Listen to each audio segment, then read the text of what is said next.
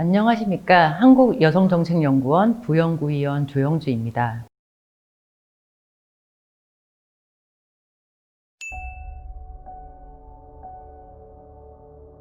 군대국가의 성립 이래 전쟁이 끊인 날이 있었을까요? 안타깝게도 없습니다. 전쟁은 사람들의 목숨을 앗아가는 것뿐만 아니라 여러 폭력 피해를 양산해 왔습니다. 특히 이때 여성과 아동은 더 많은 고통을 받게 됩니다. 일본군 위안부가 대표적인 예인데요. 1930년대부터 일본이 패망할 때까지 여성들은 전선에 끌려가 인권을 유린당했습니다. 더욱이 이 명백한 전시 성폭력은 아직도 끝나지 않고 있습니다. 비극적인 일은 세계 곳곳에서 비일비재합니다. 1990년대 초반 유고슬라비아 사회주의 연방공화국이 붕괴하면서 내전이 일어납니다. 민족주의적 적대감이 최고조에 달하며 인종청소란 명목의 집단 학살이 발생하고 더욱 끔찍한 일은 조직적인 강간 캠프가 운영되어 수많은 여성이 학대받습니다. 1994년 루안다에서는 100일간 무려 100만 명이 살해되는 참극이 벌어졌습니다. 종족 간 갈등으로 벌어진 인종 청소 과정에서 50만 명의 여성이 강간을 당합니다. 보스니아, 수단 다푸르, 시에라리온, 콩고, 미얀마 등의 사례도 별반 다르지 않습니다. 분쟁 상황에서 여성에 대한 성폭력은 끊임없이 발생하고 있으며 낙인, 수치, 보복의 두려움, 심지어 명예살인과 같은 이유로 쉬쉬되어 제대로 드러나지 않고 있습니다.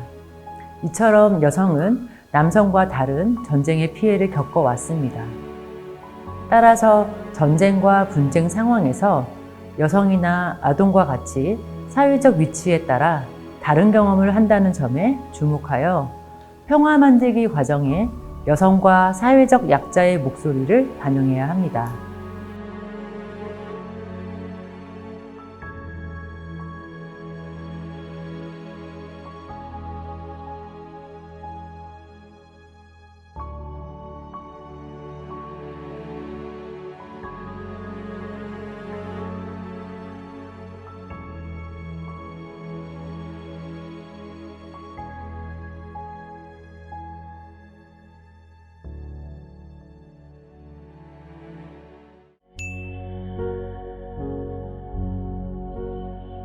전쟁이나 분쟁 상황에서 발생하는 여성의 피해에 대한 문제 제기는 여성의 경험으로부터 출발합니다. 여성이 처한 사회적 위치가 분쟁 상황에서 폭력을 일으키기 때문에 여성들은 평화 만들기 과정에서부터 성불평등한 정치, 경제, 사회, 문화적 구조를 변화시키기 위해 노력합니다. 이런 노력은 평화 만들기와 관련된 정책 결정 과정에서부터 여성들이 참여하는 것에서 시작합니다. 그동안 여성들은 힘에 의해 안보가 유지된다는 전통적 안보 개념의 문제를 제기하며 이른바 인간안보 개념의 중요성을 주장해 왔습니다. 인간안보는 소극적 평화의 개념을 넘어 모든 폭력이 없는 상태, 모든 생명과 삶의 영역을 포괄하는 적극적 평화 개념에 기초하고 있습니다. 여성평화 안보 의제에서 여성의 관여를 강조하는 것은 평화 만들기 과정에 여성의 목소리를 반영해야 한다는 중요성뿐만 아니라 실제로 이러한 여성의 참여가 평화를 증진하는 데 기여했기 때문입니다. 여성이 참여한 평화협정의 경우 체결 후 현저하게 높은 실행률을 보였는데요. 보시다시피 20년간 서명된 평화협정 가운데 여성이 참여한 경우 그 협정의 지속성이 15년 이상 유지될 가능성은 35% 이상 증가하고 있습니다.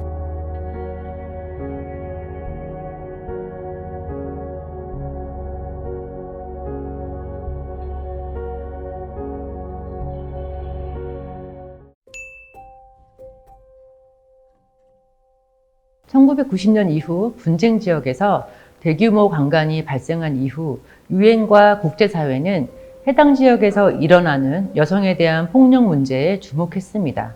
2000년 유엔 안전보장이사회는 여성 평화와 안보에 관한 유엔 안보리 결의안 1325호를 만장일치로 채택하고 평화 구축 과정에서 여성의 참여, 보호, 예방, 성주류화를 위해 노력하도록 권고했습니다. 이 결의안은 무력 분쟁 상황 속 여성의 경험과 국제적 수준에서 평화와 안보를 지속시키는 것, 이 두 사안의 관계를 최초로 공식적으로 인정한 것입니다. 결의안에는 그 목적을 달성하기 위해 다루어야 할 4가지 기둥, 참여, 보호, 예방과 성주류화가 있습니다. 참여는 평화협정 및 평화활동과 관련된 전반적인 의사결정 과정에 여성의 참여를 도모합니다. 보호는 분쟁 상황에서 발생하는 성폭력으로부터 말 그대로 여성을 보호하는 것입니다. 난민 캠프를 비롯한 긴급 상황과 인도주의적 지원이 필요한 상황에 개입합니다.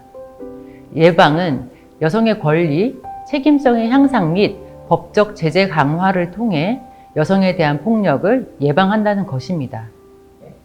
마지막으로 성주류화는 평화활동의 성인지적 관점을 반영하는 것으로 정책과 프로그램 개발에서 여성의 요구사항을 고려하며 여성의 관점, 기여, 경험을 통합시킵니다. 유엔 안보리 결의안 1325호는 분쟁과 전쟁으로 인한 여성에 대한 폭력을 인정하고 이를 초래하는 구조의 변화를 촉구한다는 점에서 의미가 큽니다. 또한 분쟁 상황에서의 보호, 이후의 재건 과정 등 전반적인 평화 과정에서 여성의 참여를 지지합니다. 이 결의안을 통해 여성, 평화, 안보 의제에 대한 국제사회적 합의를 이루어내고 여성 간의 연대를 도모한다는 점에서도 중요한 의미를 가집니다. 하지만 이 결의안은 법적 구속력이 없기 때문에 회원국들의 자발적 이행이 중요한데요. 이에 유엔은 안보리 결의안을 성공적으로 이행하기 위해 각 회원국에게 국가행동계획을 수립할 것을 권고했습니다. 2005년 덴마크를 시작으로 현재 84개국이 국가행동계획을 수립했는데요. 우리나라는 2014년 처음 국가행동계획을 수립했고 2017년 2기 국가행동계획이 수립되었으며 2021년부터는 3기가 이행될 예정입니다.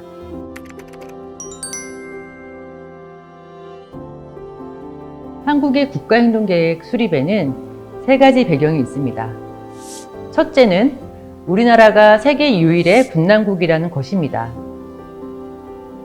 오랜 기간 남북의 분단 상황으로 인해 민주주의와 다양성의 가치가 훼손되어 왔습니다.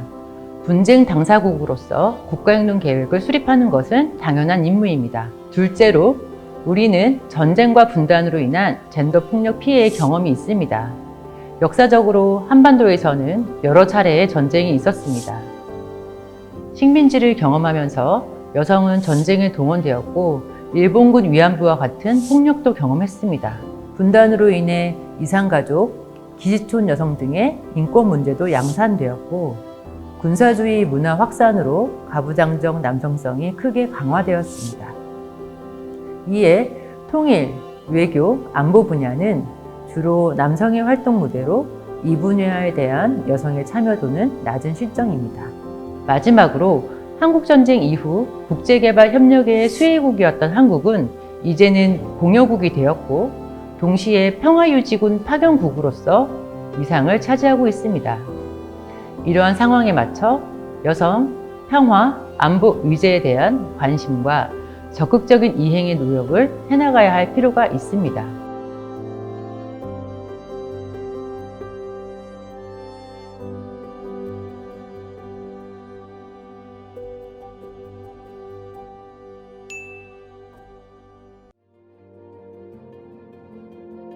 이제 한반도 평화 만들기를 위한 남북한 여성의 노력에 대해 알아보겠습니다. 남북 여성교류는 1988년 7.7 선언 이후 민간의 남북교류 협력 활성화 노력의 흐름 속에서 시작되었습니다. 1991년 제1차 아세아의 평화와 여성의 역할 토론회를 통해 남북한 여성의 만남이 시작되었는데요. 이 토론회는 남북한 여성이 첫 교류를 가졌다는 의미와 더불어 남북 관계에서도 민간인 최초로 남북한의 땅을 밟으며 교류를 했다는 점에서도 역사적 의미가 큽니다. 2000년 최초의 남북 정상회담이 개최된 이후 남북 교류가 전면적으로 확대되는 분위기에서 여성 교류도 새로운 국면을 맞이하게 됩니다. 남북한 여성은 공동 행사를 통해 만남의 기회를 지속적으로 만들었는데요. 특히 주목할 것은 2005년 남북 여성 통일 행사입니다. 분단 이후 남측 여성 대표단 100명이 대규모로는 처음으로 평양을 방문하여 남북한 여성의 교류 협력 의지를 확인하고 직접 북한 사회를 접해본 기회였기 때문입니다. 남북 관계가 경색 국면이었던 2015년에도 남북 여성 교류는 지속되었고, 최근에도 국제사회의 여성 평화와 관련한 주요 자리에서 만남을 가지고 있습니다. 2018년 5월 베이징에서 열린 UN 정무국 주최 동북아 여성 평화 안보 워크숍에 남북한 여성이 참석하였고, 같은 해 12월 베이징에서 열린 노벨 위미스 이니셔티브 주최 동북아 여성 평화 안보 라운드 테이블에도 남북한 여성이 참여하여 만남을 가졌습니다. 남북 여성 교류의 첫 시작이 그러했듯이 남북 여성 교류는 여성의 경험과 입장에서 출발해야 하며, 그 경험과 입장이 한반도 평화 정착의 과정에 반영되는 것을 목적으로 합니다. 또한 남북 여성 교류는 여성의 입장에서 한반도 평화가 무엇인지를 함께 고민하며 남북한 여성이 함께 실천하는 과정이어야 합니다. 그리고 남북 여성 교류와 한반도 평화에 대한 여성들의 관심을 제고하고, 여성들이 적극적으로 여성과 관련한 의제를 발굴, 합의하여 실천해 가는 것이 중요합니다. 이를 통해 남북한 사회가 서로 평등하고 구성원 모두가 평등할 수 있는 한반도를 이룰 수 있을 것입니다. 고맙습니다.